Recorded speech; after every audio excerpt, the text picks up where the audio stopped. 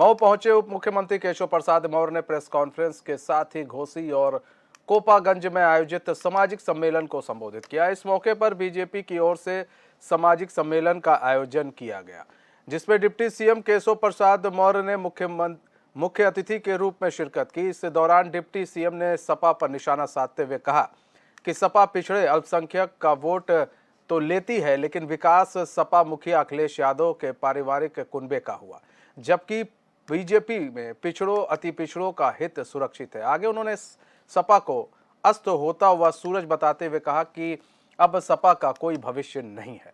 सपा को वोट डालना मतलब कुएं में वोट डालना है और बीजेपी प्रत्याशी को वोट देना मतलब कमल के फूल को खिलाकर लक्ष्मी को घोसी में बुलाना है।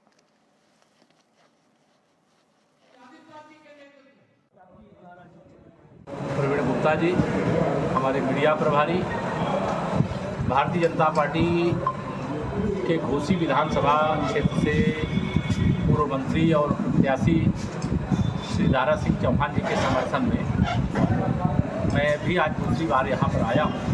लेकिन आज पूरे विश्वास से कह सकता हूँ कि चुनाव भारतीय जनता पार्टी लंबे अंतर से यहाँ पर जीत रही है और समाजवादी पार्टी का जो असली चरित्र है, चाहे वो गुंडागर्दी का हो, चाहे वह अवैध कब्जों का हो, चाहे दंगागर्दी का हो, उसको जनता तक पहुंचाने में हमारी पार्टी, हमारे पार्टी के सभी नेतागण, सभी पार्टी के कार्यकर्तागण इसमें सफल रहे हैं और 5 तारीख को भारी अंतर से भारतीय जनता पार्टी के प्रत्याशी श्री दारा सिंह चौहान जी यहाँ से चुनाव जीत।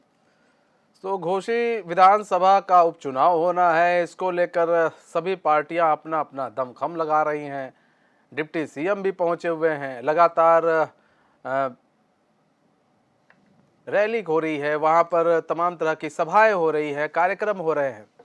ऐसे में वहां पर ये बताने की कोशिश की जा रही है कि सपा किस तरह से जब वो सत्ता में थी तो उसने सत्ता का दुरुपयोग किया। विकास के नाम पर सिर्फ डिप्टी सीएम ने कहा कि सपा में अखिलेश यादव का ही विकास हुआ है, यादव कुनबे का ही विकास हुआ है और किसी का विकास नहीं हुआ है। और वहीं अगर आप मनोज यादव हमारे साथ जुड़ चुके हैं, सपा प्रवक्ता है। मनोज जी, स्वागत है चैन में आपका। मनोज यादव जी, डिप्टी सीएम पहुंचे हैं घोसी और उन्होंने तमाम तरह के एलिगेशंस लगाए हैं सपा पर कि जब भी आप सत्ता में रहते हैं तो विकास सिर्फ यादव का ही होता है, यानी कि अखिलेश यादव के कुनबे का ही होता है, बाकी किसी का विकास नहीं होता है। पूरे उत्तर प्रदेश में यादवों की संख्या इतनी नहीं है कि उनके वोट से समाजवादी पार्टी 111 वोट जीत जाए, 4 बार उत्तर प्रदेश में सरकार बना ले। दरअसल में जो मौजूदा सरकार है ये अनपढ़ लोगों की सरकार है। ना इनको कुछ पढ़ना लिखना आता है, ना कुछ गढ़ना आता है, सिवाय इस बात के कि जनता को कैसे डिस्ट्रैक्ट किया जाए, कैसे उसके दिमाग में गोबर भरा जाए। मैं इन शब्दों का इस्तेमाल इसलिए कर रहा हूँ कि अगर वो सुने तो शायद कुछ सुधार कर लें। जनता को आप अपने काम के दम पे आप प्रचारित करिए, वोट मांगिए। योगी जी का जो मुद्दा है, मोदी जी का जो एजेंडा है देश को लेके, प्रदेश को लेके, तब तो कोई बात बनती है। आप इस तरह के आरोप लगाएंगे तो मुझे बड़ा आसानी से कहना होगा योगी की सरकार है। विधान परिषद के आप आंकड़े उठा लीजिए, योगी आदित्यनाथ जब से बने हैं तब से लगभग 18 एमएलसी योगी की जाति के बनाए जा चुके। ब्राह्मण और बनिया बड़ी तादाद में बीजेपी को वोट करता है, उनकी संख्या 5 या 6 के करीब है। तो आप कल्पना करके देखिए कि जातिवादी कौन है, कौन व्यक्ति जातिवाद कर रहा है। पूरे प्रदेश में डीएमओ की संख्या, एसपी की संख्या, अधिकारियों की संख्या, डीजीपी से लेके जो भी पद पे बैठे हैं अब तक योगी के काल में, वो किस जाति के लोग हैं। किसी भर्ती का रिजल्ट उठा के देख लीजिए, चाहे किसी विश्वविद्यालय का हो, डिग्री कॉलेज का हो, वकीलों की सरकारी नियुक्ति हो, आप उठा के देख लो।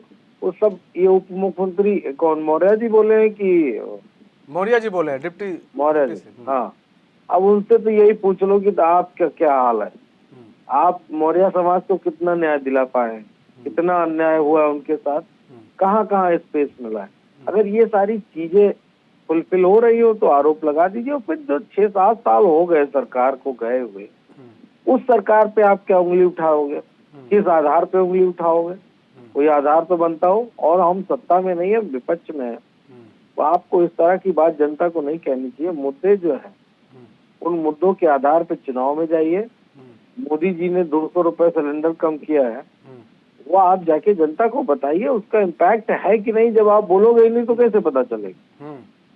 और आप बताओगे यादव ये कर रहे हैं, मुस्लिम की पार्टी है, यादव है, ये करके मुझे नहीं लगता कि एक बेहतर देश, बेहतर स्टेट और बेहतर इंसान और समाज बनाया जा सकता है। मुझे ऐसा महसूस हो रहा है।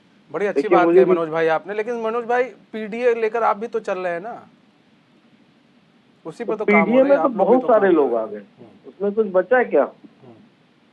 हमारे ख्याल से लगभग 80-85-90% लोग आ गए पीडीए में। और वो जो बचे हुए लोग हैं वो आरएसएस की विचारधारा के लोग हैं। अब जैसे समाजवादी पार्टी पीडीए की बात करता है, हमारे प्रत्याशी जो वहाँ हैं वो सुधाकर सिंह है, वो समाजवादी विचारधारा को मानते हैं, हमारे लिए नहीं माने रखता है। लेकिन पीडीए आज इस देश में जितने आयोग बने, जितनी कमीशन बने, और जिन कमीशनों में ये बात रखी गई कि कौन कौन समाज पिछड़ा है, उन सब के बारे में जानकारी हुई। तो पीडीए का हवाला इसीलिए तो हम दे रहे हैं भाई। पिछड़ा हो, दलित हो, अल्पसंख्यक हो, आज गरीबी की रेखा के नीचे सबसे ज्यादा कौन लोग? यही लोग तो हैं। तो इनकी बात करना अगर गुनाह है तो भाई हम इसकी सजा भुगतने को तैयार हैं। और गुनाह नहीं है, अगर ये एक संघर्ष है, लड़ाई है इन लोगों को हक दिलाने का, तो इसमें सबको आवाज बननी चाहिए, इसमें कोई बुराई नहीं। यादव ने क्या लिया क्या नहीं लिया, ये शायद अगर मुख्यमंत्री जी से पूछ लेते तो शायद ये बयान न देते। उन्होंने कहा 86 में 56 को, उन्होंने कहा 46 में 56 एसडीएम अखिलेश यादव जी की सरकार में एसडीएम बन गए। तो मैं तो अनुरोध उनसे करता हूँ, राष्ट्रीय अध्यक्ष जी ने भी सदन में नेता विपक्ष की हैसियत से उनसे कहा कि आप रिजल्ट रखो सामने। भाई सदन में आप कह रहे हो तो सही कह रहे होगे ना। योगी आदित्यनाथ के स्थिति वो हो गई जैसे गधे के सिर से सींग गायब हो जाती है। योगी आदित्यनाथ आज तक 2 सदन सत्र हो गए, वो रख नहीं पाए रिजल्ट, और ऐसे कहेंगे कि 86 में 56 यादव हो गए। और मैं तो फिर आपके चैनल से मांग कर रहा हूँ कि उन 56 यादव एसडीएम को तत्काल नौकरी से निकाला जाए, क्योंकि एक 86 पोस्टों में अगर 56 यादव एसडीएम हो गए तो ये अन्याय है दूसरों के साथ, और कहीं ना कहीं भ्रष्टाचार का सबसे बड़ा उदाहरण है। और योगी आदित्यनाथ के कहने के बाद ऐसे लोगों को नौकरी करने की कोई आवश्यकता नहीं, उनको तत्काल बर्खास्त करिए, निष्कासित करिए। और अगर वो नहीं कर पा रहे तो इसका मतलब तुम झूठे, तुम्हारे मुख्यमंत्री झूठे, तुम्हारे प्रधानमंत्री झूठे, और जितना भी कह रहे हो वो सिर्फ झूठ की बुनियाद पे कह रहे हो। जनता के मुद्दों को भटकाने के लिए झूठ बोलना आपका परम कर्तव्य बन चुका है, और ये शायद इस देश के लोकतांत्रिक ढांचे के लिए बेहतर नहीं है। सरकार हमारी हो, किसी की हो, आप जनता के बीच में असलियत रखें, सही बातों पे चर्चा करें, जिससे कि कम से कम सही और गलत के परिणाम सामने आ सके। ठीक है मनोज यादव जी, बहुत बहुत धन्यवाद हमारे साथ जुड़ने के लिए और अपना बहुमूल्य समय देने के लिए। हमारे साथ जटाशंकर जुड़ चुके हैं। जटाशंकर बीजेपी के नेता हैं। जटाशंकर जी, स्वागत है चैन में आपका। जटाशंकर जी, अभी आपने सुना, सपा नेता को आप सुन रहे थे, उनका कहना है कि भाई आप लोग यादव कर रहे हैं, आप लोग मुस्लिम कर रहे हैं, आप लोग काम के लिए वोट क्यों नहीं मांग रहे हैं? 200 रुपये सिलेंडर आपने सस्ता कर दिया है, उसको जनता के बीच में लेकर जाइए और वोट मांगिए। और बार बार ये कहना कि नहीं सपा ने भ्रष्टाचार किया, अखिलेश यादव ने सिर्फ अपना कुनबा भरा है, तमाम तरह की बातें, फिर एलिगेशन आप पे भी लगेंगे। काम पर वोट मांगिए। हम लोगों ने हर वक्त प्राथमिकताएं दिया है काम को ही, और मैं कुछ बोलूं उसके पहले अपने सभी साथियों को नमस्कार और आपके दर्शकों को नमस्कार।